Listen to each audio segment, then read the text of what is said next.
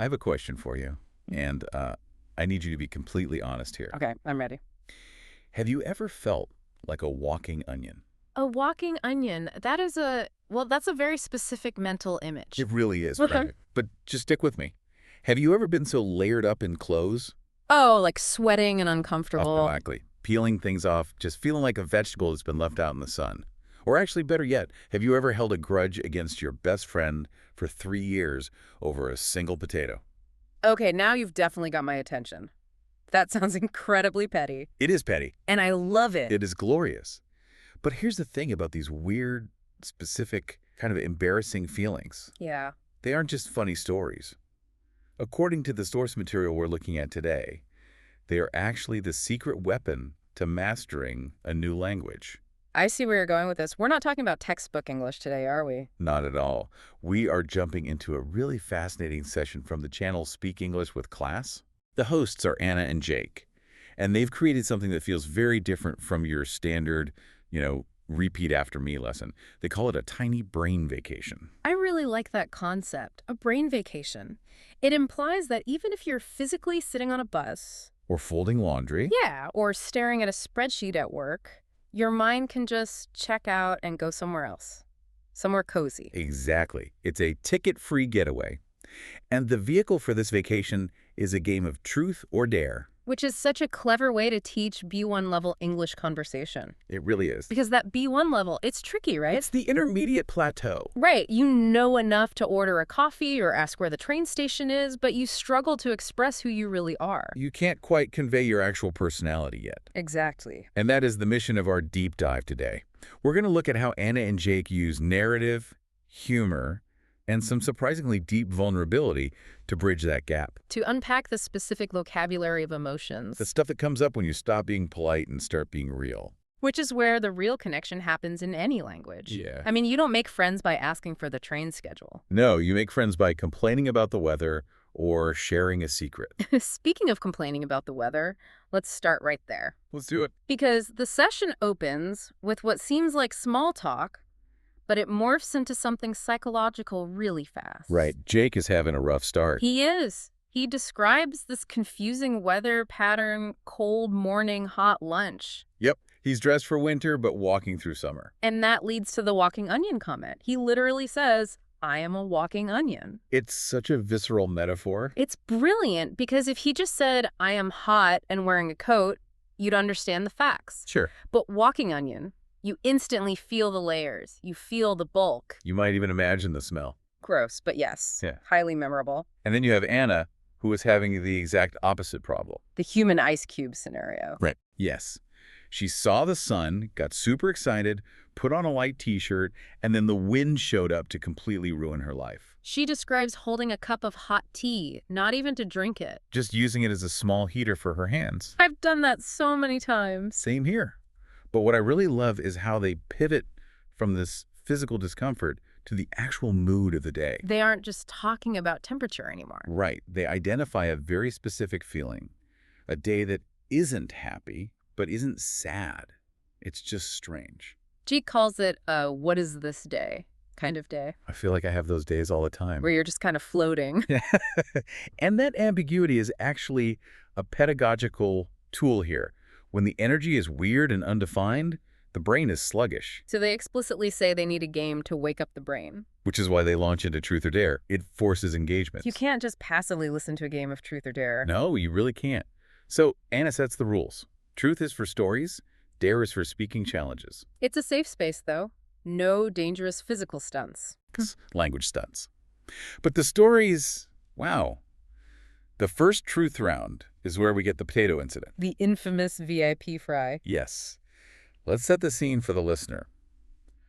Jake chooses truth, and he has to admit if he's ever held a grudge. We should probably clarify holding a grudge for anyone who might not use that phrase daily. Good idea. It's when you stay angry at someone for a long time, usually over something very specific, and you just refuse to let it go. And Jake decides to spill the beans. Spill beans. Another great idiom there. What's the definition? It means to let the secret out, to confess. So Jake confesses. He's at a fast food place with a friend. This was years ago. Okay. He's down to the very last French fry on his plate. And he describes this fry with such reverence. He calls it the VIP fry, the very important potato. He says it has a higher life status than the other fries. I mean, I get it. The last bite is the best bite. You save it for the finale. It's a ritual. So Jake turns his head for 1 second.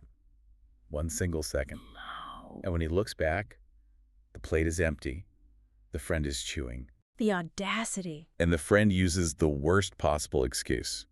Oh, sorry, I thought you were finished. That is a lie. A complete lie. No one assumes you're finished just because you looked away. You ask. I can hear the passion in your voice. You're definitely with Jake on this one. Oh, 100%. But here is the kicker. This was 3 years ago. Wow.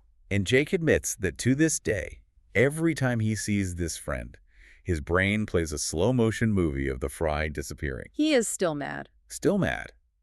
But this story does something really smart for the learner. It anchors the concept of a grudge to a funny, specific image. Right.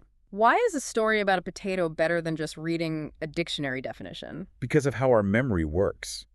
Our brains are wired for survival, so we remember things that have high emotional content. Fear, anger, humor. Exactly.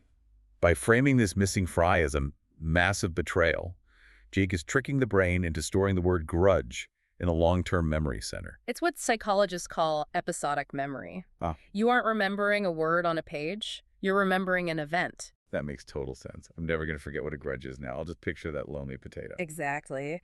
And they use this story to introduce a really complex word too, bittersweet. Oh, right. Jake says the friendship is bittersweet. Bittersweet is hard to define abstractly because it's a mix of two opposites, happy and sad. But in the context of the story, it clicks immediately. The friendship is sweet. They have fun together. But the loss of the potato, that is bitter. It's the perfect usage. I love you, but you ate my fry. Bittersweet. Narrative aids retention. It turns abstract concepts into concrete realities. So that was Jake's truth. Petty, funny, relatable. Now it's Anna's turn. And she takes the game in a totally different direction. This is a huge shift in tone. If Jake's story was about comedy, Anna's is really about cringe. She introduces the idiom, spill your heart out. Which sounds similar to spill the beans, but it's very different. How so? Well, spill the beans is usually about information, a surprise party, a hidden plan. But spill your heart out is emotional. It's opening your chest and showing someone everything inside. It's raw. And Anna tells a story about doing this to, of all people, a taxi driver. Oh, the taxi confessional. We have all been there. She says she had a terrible week. Tired, stressed, just done with everything. Right? She gets in the cab, and the driver asks a simple, polite question.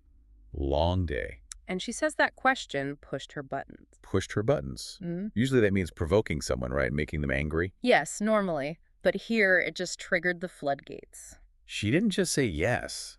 She gave him a TED Talk about her life. She told him about her stress, her exhaustion, her dreams. She literally told this stranger she wanted to live near the sea with a cat. That is so incredibly specific. I just want a cat and the ocean. She's pouring her soul out. She feels this deep moment of connection.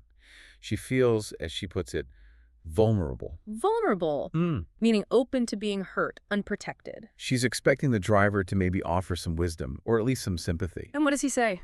He pauses and says, "Yes, ma'am, traffic is very bad today." Oh, it hurts. It physically hurts to hear that. It's the comedy of mismatched expectations. Yeah. She thought she was in a therapy session. He thought he was driving a car. She calls it a bittersweet taxi ride. There's that word again. Bittersweet. The sweetness of letting it all out, mixed with the bitterness of realizing nobody cared. But think about the listener here. That feeling of embarrassment, that cringe. It's like a powerful memory hook. So if I'm listening to this, I'm not just learning the word vulnerable. I am feeling it. You empathize with her. And that emotion glues the vocabulary right to your brain. Okay, so we've had the emotional roller coaster of the truth round. Now, the source material moves to the dare round. And this is where they stop looking back at memories and start performing in the moment. The dare round is great because it simulates the pressure of real-world speaking. You can't plan for it. You just have to do it. Jake gets the first dare. He has to give a weather report, but for the weather inside his brain. I love this concept of brain weather. It is such a fantastic tool for mindfulness, but also for language learners. How does it help language learners? It takes abstract feelings, anxiety, guilt, distraction, and turns them into concrete nouns. Clouds, rain, wind. Much easier to talk about. Before he starts, though, he almost refuses. He uses the phrase chicken out. To chicken out means to back down because you're scared. He almost chickens out, but he commits, and his report is frighteningly accurate. What's the forecast? He talks about the north of his brain having a light rain of unfinished ideas, ideas that never hit the ground. I feel personally attacked by that one. Right. But the one that made Anna crack up, Crack up, meaning to laugh uncontrollably. yes, crack up. The one that got her was the middle of his brain. The big, slow cloud. He describes a giant, slow-moving cloud of, I should go to the gym, but I don't want to. It's perfect. It's just sitting there hovering, blocking the sun. It's not an active storm. It's just heavy. He also mentions strong winds of phone notifications in the east and a fog of old memories in the west. And the final forecast. A storm of overthinking followed by a calm, sleepy sky. What Jake is doing here is modeling how to be creative with limited vocabulary. That's a great point. He might not know the exact psychological or medical term for executive dysfunction regarding exercise. Oh, he just calls it a gym cloud. And it works. It communicates the exact feeling perfectly. It's a really good lesson for learners. You don't need the perfect complex word if you have a good image. Paint the picture with what you have. Then it's Anna's turn for a dare, and Jake decides to put her on the spot. To put someone on the spot, that means applying pressure, forcing them to answer or perform right now without preparation. And it gives her the ultimate enemy of the English learner. No, tongue twist. A tongue twister, the classic. She sells seashells by the seashore. The S versus SH sound, that is a nightmare. It requires incredible muscle control in the tongue. Anna admits she is freaking out. She is completely panicking. Freaking out meaning shock or panic. She tries it, and it's a disaster. What does she say? She says, she shells, sea cells. It just completely falls apart. But here's the critical part of that interaction. They laugh. She doesn't apologize profusely or edit it out. Exactly. And why is that important? Because it lowers what linguists call the affective filter. The affective filter, what is that? It's basically your anxiety wall. When your filter is high, input can't get in. You stop learning because you're too busy protecting your ego. Right. By showing that she, a native speaker, can mess up and just laugh about it, she signals to the learner that it's okay to fail. It's just sounds. That's so true. If the teacher is perfect, the student feels terrified to speak. But if the teacher is silly, the student feels safe. It turns the dare from a test into a game. Mm-hmm. And play is where learning actually happens. So after the dares, the source material wraps up. Now, usually this is the part where I'd expect a pretty boring list of definitions. The dreaded recap. Yeah. Here's what we learned today.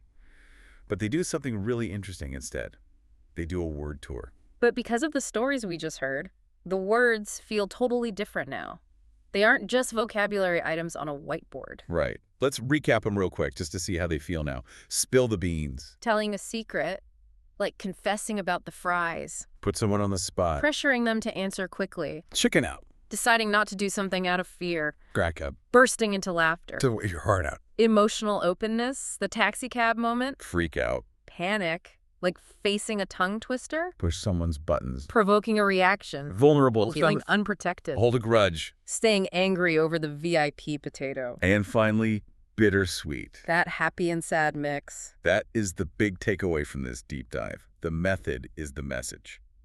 Anna and Jake aren't just teaching idioms, they're teaching you how to build a memory palace. They're hanging these words on hooks made of emotion and humor. It really makes me think about how I learn things. I usually just try to memorize a list. But maybe you need to start dramatizing your life a bit more. Absolutely. If you want to remember the word exhausted, don't write it down. Visualize that gym cloud hovering over your head. I am definitely going to use brain weather from now on. What is your forecast right now, by the way? Honestly, there is a high-pressure system of, did I turn the oven off? Moving in from the east.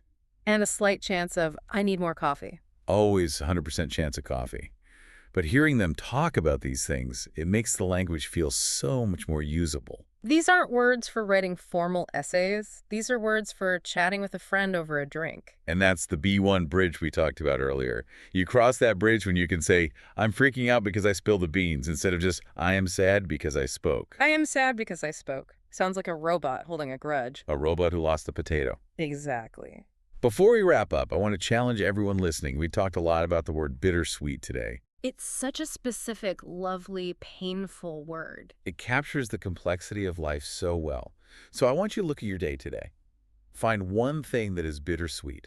Maybe it's finishing a really great book. You're glad you read it, but you're sad it's over. Or maybe watching your kids learn to tie their shoes. They're independent, which is sweet, but they don't need you as much, which is bitter. Oof, that's a good one. Or maybe it's just the last bite of your sandwich.